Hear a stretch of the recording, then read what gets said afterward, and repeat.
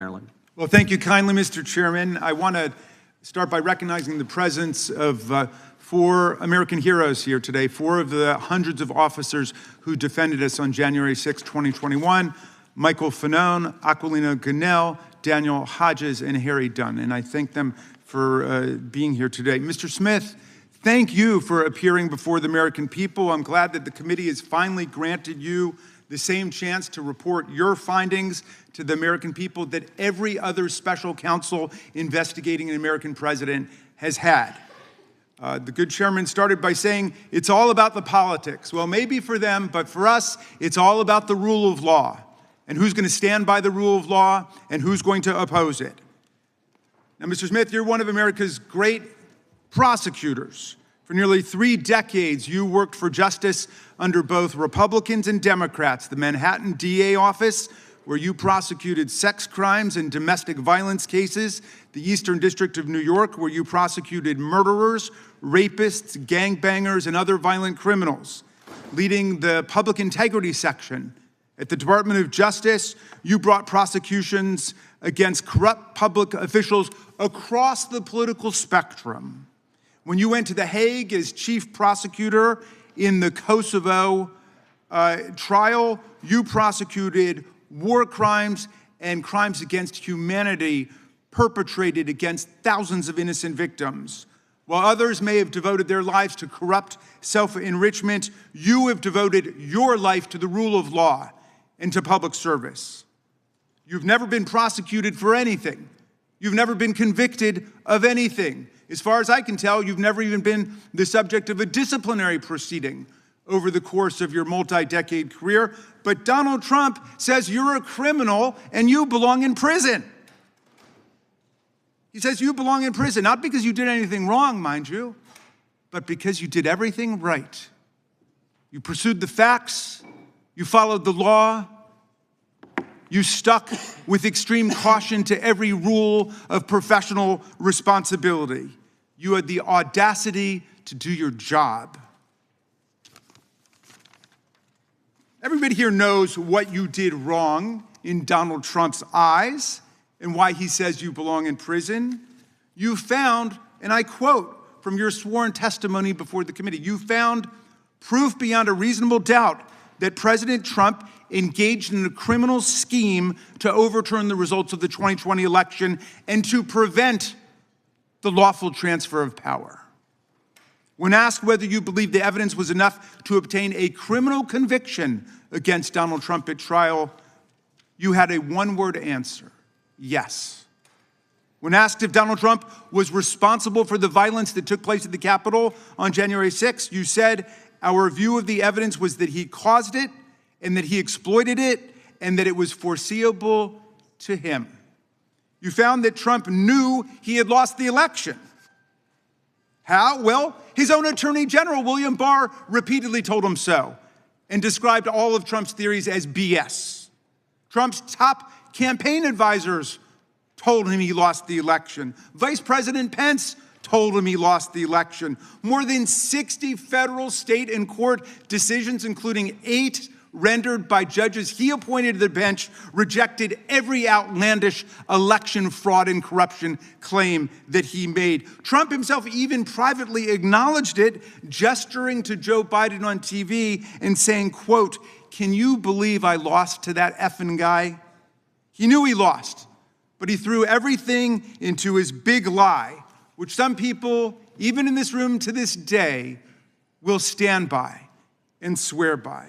Well, when the big lie wasn't enough to convince officials like Georgia Secretary of State Brad Raffensperger, a Republican, to commit election fraud and just fine Trump 11,780 votes, when it wasn't enough to convince Trump's DOJ to, quote, just call the election corrupt and leave the rest to me and the House Republicans, when it wasn't enough to force Vice President Mike Pence to announce and then exercise lawless powers to reject electoral college votes and use counterfeit slates to anoint Trump the winner, that's when Trump incited mass violence on January 6th.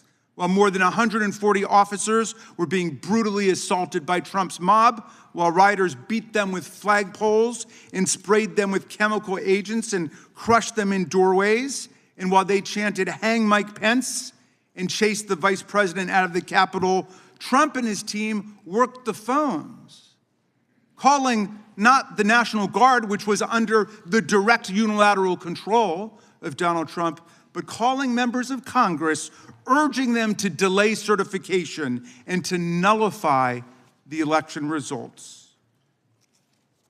Special Counsel Smith, you pursued the facts. You followed every applicable law, ethics rule, and DOJ regulation. Your decisions were reviewed by the Public Integrity Section.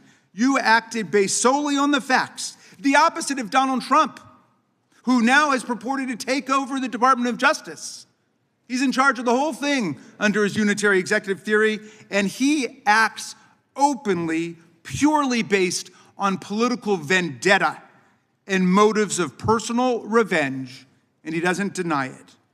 Our colleagues have complained about the special counsel's review of toll records, which are phone records like a phone bill, showing only the timing and duration of calls and containing no content, no substance whatsoever from the calls. But those records were lawfully subpoenaed because Donald Trump made those members of Congress relevant to the investigation. It was Trump who chose to call them to advance his criminal scheme. As you testified, Mr. Smith, if Donald Trump had chosen to call a number of Democratic senators, we would have gotten toll records for them too. I trust our colleagues get the point because America certainly gets the point. There is much Mr. Smith still can't talk about, though we know he badly wants to. His investigation developed what he calls powerful evidence that Trump stole documents containing our country's most sensitive secrets, hoarded them in the ballrooms and the bathrooms of his well-trafficked Mar-a-Lago social club.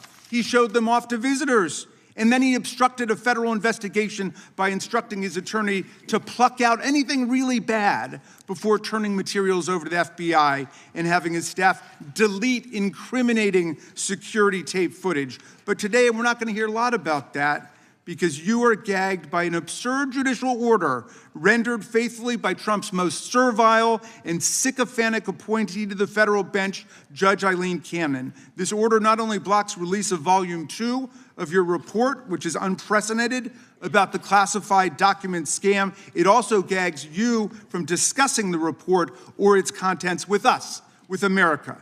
And so we don't know what's in it, but it must be pretty devastating because Donald Trump is desperate to keep Mr. Smith or any other DOJ official for all time from ever releasing it to Congress and to the American people. Now, Mr. Smith, if any of our colleagues foolishly choose to attack you and vilify you today, and I know that's not going to happen from some serious prosecutors over there like Mr. Knott and Mr. Schmidt, who understand what federal prosecutors do and what the rule of law means. But if anybody decides to attack you personally, they will only be revealing their own ignorance of what prosecutors do and their own indifference to what the rule of law requires in America. They will only be stroking the wounded ego of a lawless, twice impeached, convicted felon president who not only unleashed a mob against Congress and his own vice president, but is now pardoned and released into our communities hundreds of extremists, insurrectionists, and cop-beating felons who have proceeded to commit dozens more crimes against the American people since they were pardoned.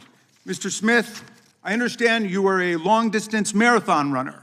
I read that you're a triathlete who's done more than 100 triathlons and 9 Ironman competitions.